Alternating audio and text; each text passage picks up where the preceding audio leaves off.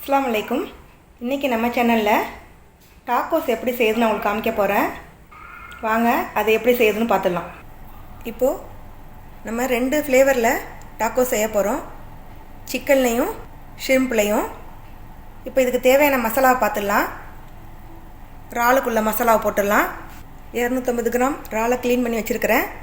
இதில் அரை டீஸ்பூன் மிளகுத்தூள் சேர்க்குறேன், அரை டீஸ்பூன் கயன் சில்லி பவுடர், அதே அளவு பூண்டு பவுடர் சேர்க்குறேன், அதே அளவு ஜீரகத்தூள். நான் சேர்க்குற எல்லா மசாலாவுமே அரை டீஸ்பூன் தான். பெப்பரிக்கா பவுடர் அரை டீஸ்பூன், நார்மல் சில்லி பவுடர் நம்ம காரத்துக்கு தகுந்த மாதிரி சேர்த்துக்கங்க. இதில் கொஞ்சமாக ஒரிகானோ பவுடர், தேவையான அளவு உப்பு சேர்த்துட்டு நம்ம இதை நல்லா கலந்து வச்சிடலாம்.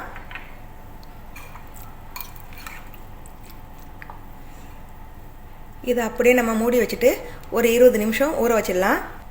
நம்ம இறாலில் என்னென்ன மசாலா சேர்த்தோமோ அதே மசாலாவை இதுலேயும் சேர்த்துடலாம்.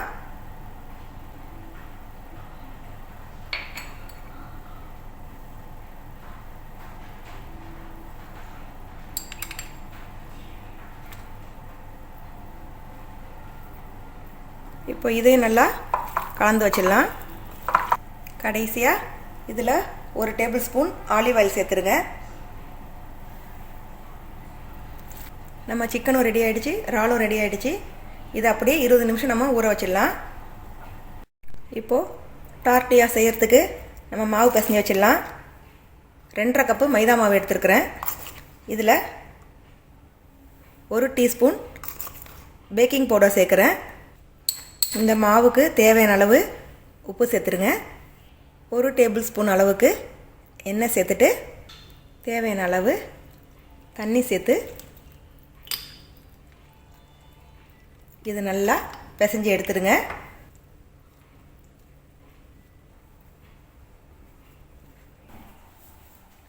மாவு இப்போ ரெடி ஆகிடுச்சு. இதையும் நம்ம ஒரு 10 நிமிஷம் மூடி வச்சிடலாம். இப்போது மாவு ரெடி ஆகிடுச்சு. இதில் 15லேருந்து 20 வரைக்கும் நம்ம செய்ய முடியும். இப்போது சின்ன சின்ன உருண்டையாக இதை நம்ம உருட்டி எடுத்துக்கலாம்.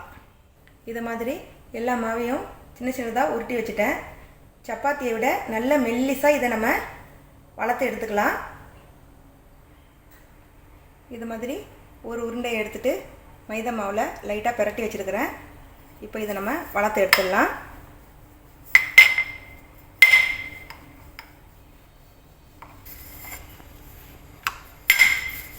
இதே மாதிரி ஒரே அளவு உள்ளதாக எல்லா மாவையும் நம்ம வளர்த்து எடுத்துக்கலாம். ஒரு பேன் அடுப்பில் வச்சுருக்கிறேன். இப்போது இதை போட்டுட்டு நம்ம 2 பக்கமும் வேக வச்சு எடுத்துக்கலாம். ஒரு 2 நிமிஷம் வெந்தால் போதும்.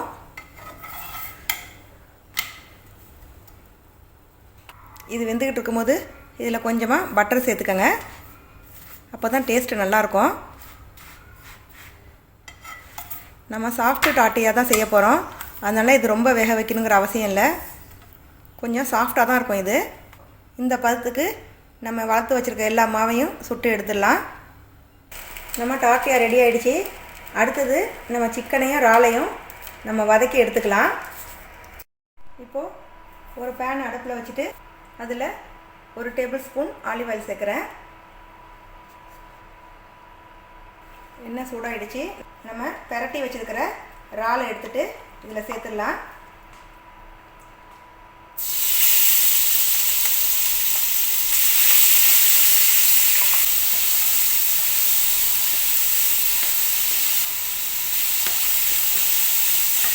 இறாலை ரொம்ப நேரம் வதக்காதீங்க, ஹார்டாகிடும். ஒரு 5 நிமிஷம் வதக்கினா போதும். அப்போ தான் நல்லா ஜூஸியாக இருக்கும்.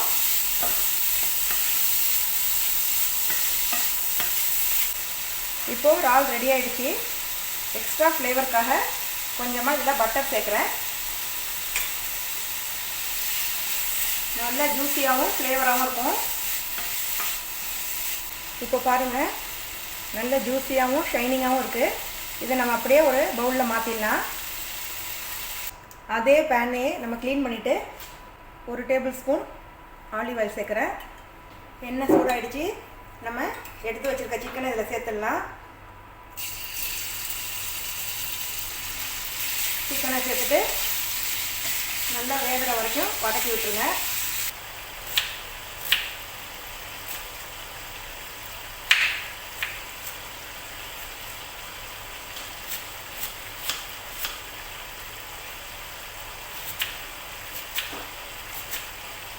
இப்போது அவகேடோ, வெங்காயம், தக்காளி எல்லாத்தையும் சின்ன சின்னதாக கட் பண்ணி வச்சுருக்கிறேன். இது கூட கொஞ்சம் மல்லி இலையை கட் பண்ணி வச்சுக்கலாம். நம்ம இதில் ஒரு பாதி லெமனை பிழிஞ்சு விட்டுருங்க.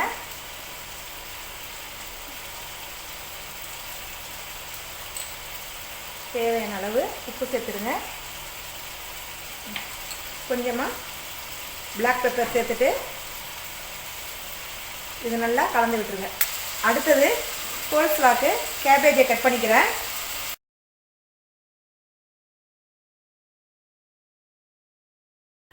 முதல்ல ஒரு பவுலில் 2 டேபிள் ஸ்பூன் சீனி சேர்த்துருக்குறேன். அடுத்தது இதில் 2 டேபிள் ஸ்பூன் மயோனைஸ் சேர்த்துக்கங்க.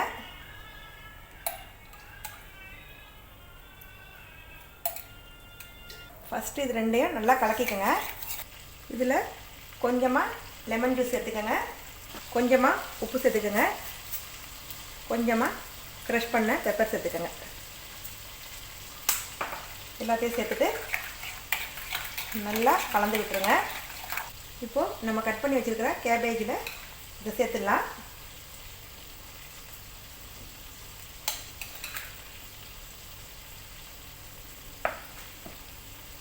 சேர்த்துட்டு நல்லா கலந்து விட்டுருங்க.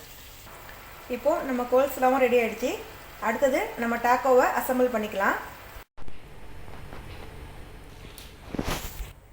முதல்ல நம்ம எடுத்து வச்சுருக்கிற சிக்கனை வச்சிடலாம்.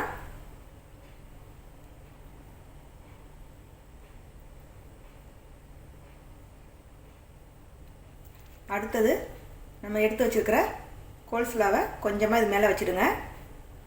அடுத்தது நம்ம பண்ணி வச்சுருக்கிற சல்சாவில் கொஞ்சம் வச்சிடலாம். இப்போது இது மேலே மொசரல்லா சீஸ் வைக்கிறேன். இப்போ பாருங்கள், நம்ம டாக்கோஸ் ரெடி ஆகிடுச்சு. அடுத்தது நம்ம எடுத்து வச்சுருக்கிற ராலில் கொஞ்சம் வச்சுட்டேன். கோல்ஸ்லா வச்சுடுங்க. அதுக்கு மேலே நம்ம எடுத்து வச்சுருக்கிற சல்சா. நம்ம டாக்கோஸ் ரெடி ஆகிடுச்சு.